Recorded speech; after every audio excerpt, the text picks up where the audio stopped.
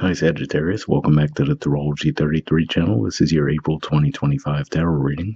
Thank you to those of you who have liked, viewed, shared, and subscribed to the channel. I appreciate all of that. For those of you new to the channel, as far as what we have in front of us, the Celtic cross spread as always, and also pull the Four Agreements and Wisdom of the Oracle card for you guys. But we're actually going to start the reading off by rolling those astrology as we have in front of us to get the idea of where your focus should be as far as that goes.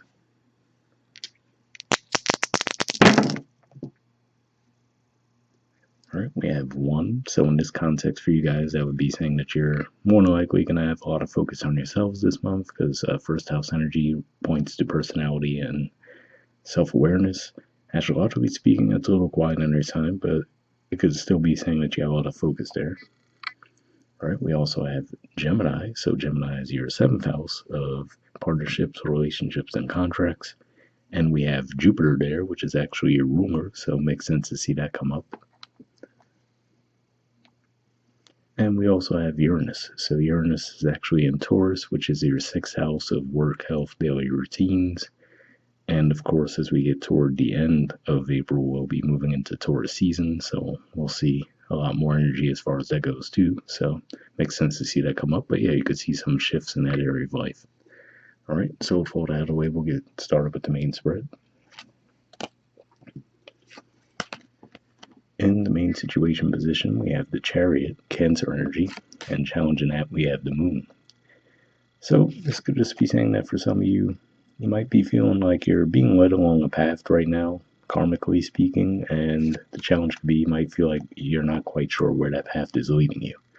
So it could just be one of those things where you feel like you're being pulled along, and you're just not sure where the destination is. I feel like deep down to trust it overall, which is why you're still going along with it, but you're like, okay, I don't know where this is leading necessarily, but you feel that strong pull to go down that path right now.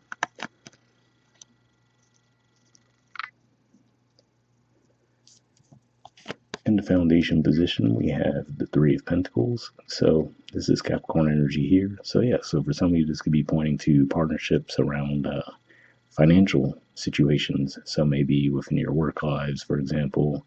For some of you, this can be around all different kinds of relationships, but work life is definitely the first thing I saw with this.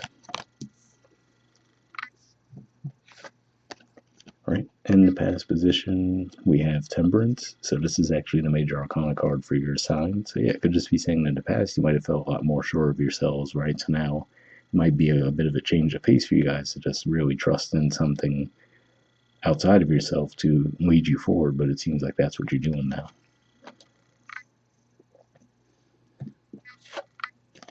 All right. In the present position, we have the Nine of Cups. So this is actually Pisces energy here, and usually points to contentment. Some people even refer to this as the wish card in some situations. So yeah, to me it says that right now it seems like you're just feeling good about where you're at right now. This could even represent your home environment, for example. So maybe you're feeling content with where you are, maybe physically within your environment or just in general.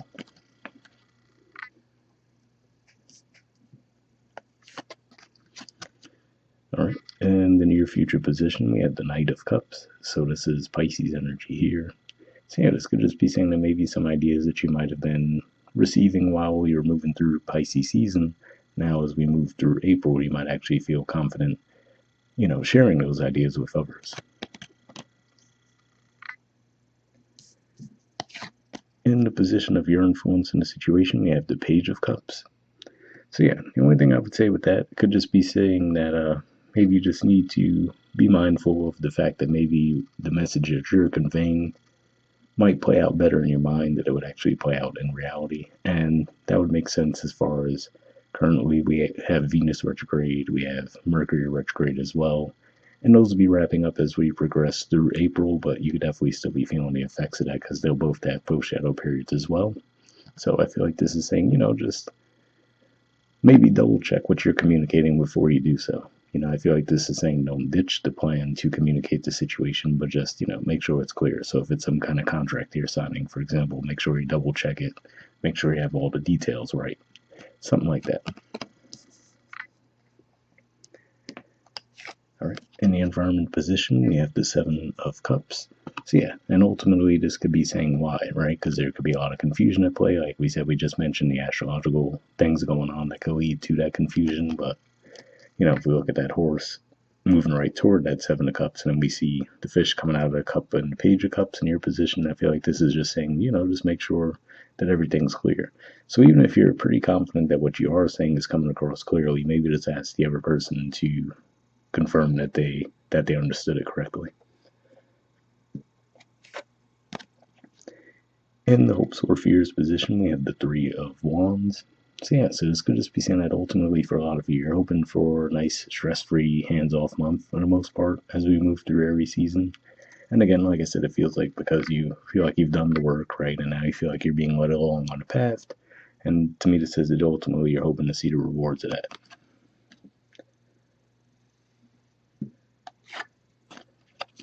All right. And in the outcome position, we have the Queen of Wands. So ultimately, this is an Aries card technically, but given that you guys are also a fire sign, this could even just be representing the energy that you're feeling, right? And sometimes it happens naturally that as we move through a season, in your case, it'll be a fellow fire sign season. So in that regard, you might just feel more comfortable within that energy versus maybe how you're feeling during Pisces season, which is water energy, right? So just be saying as simple as that as we have these transits start to move through Aries, you're going to feel reinvigorated, feel a lot more confident as well. All right, and bottom of the deck, we have the Sun.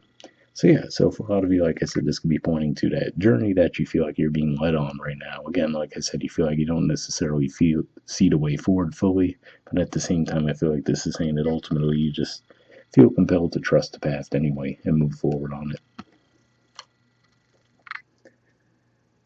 All right, moving on to your Four Agreements card, we have Don't Make Assumptions, and it says Eliminate Gossip. So given that we were just talking about the Mercury retrograde at the very least, right, seems like a good message to align with that, but we'll see what it says, get it to focus a little bit, and get everything in the frame.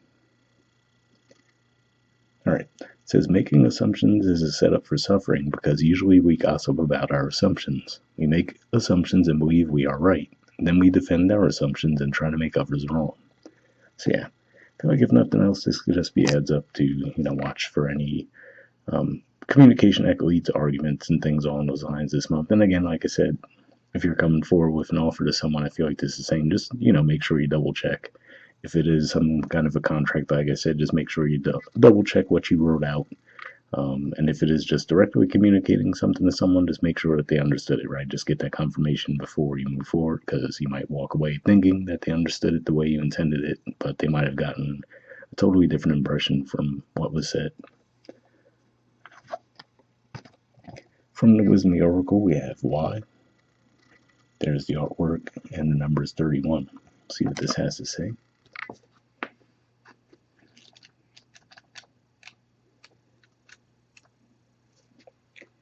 All right, essential meanings says motives, driving intention, the power of knowing, the why. The Oracle's message: there is great power in understanding your motives right now. The Oracle asks you to be very clear about why you're asking this question, looking for this answer, behaving in this way, and most important, making this choice. Knowing your why is the key to fulfillment. When you are clear about it, your intention will then be a magnet for miracles. Motives define the nature of your experience. When you think about something, feel it, and then act on it. This invisible why is the life force energy within the seed, which brings it to life and holds the potential for growth. So yeah, definitely a positive message there, right? Especially because it does look, like I said, it looks like you'll be moving forward with something this month. The relationship message says we don't always know why we engage in our relationships the way we do, mostly because our feelings aren't always logical. Now is the time to recognize whether you're being triggered by someone else or if your behavior is motivated by unresolved issues in the past. When you ask yourself, why am I feeling like this, and why did I say that, and spend time in introspection, the answers may be surprising. Listen to the messages from your intuition, from the knowing deep within you.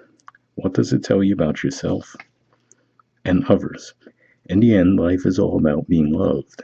Miracles and a deep understanding of your needs and how to get them met are the buried treasure of the why. Uncover them by posing the most powerful question you can ask yourself and your partner today. Why? So yeah, definitely an interesting message there, right? Especially because, like I said, it looks like this could point to maybe some confusion around communication, and if that is in the romantic context, hopefully that resonated as well. Okay, the prosperity message says, knowing the motives behind your career and creative ventures is the ticket to your greatest success. It's time to ask yourself some probing questions. Are you driven by a desire to serve? Does your prosperity impact the greater good? When you envision your most prosperous life, are you guided by a sense of purpose or by a need to make money, acquire things, save for the future, or all of these? No motive is bad or good, but having 8 agendas hidden from yourself will lead to disappointment and possibly failure. Be clear about why you want the things you do. If the motives are true, accept them. If they are not, change them so you can step into your extraordinary life. So, yeah, definitely a positive message there as well. So, hopefully that resonated for you guys. I'll wrap up there, and I'll see you all next month.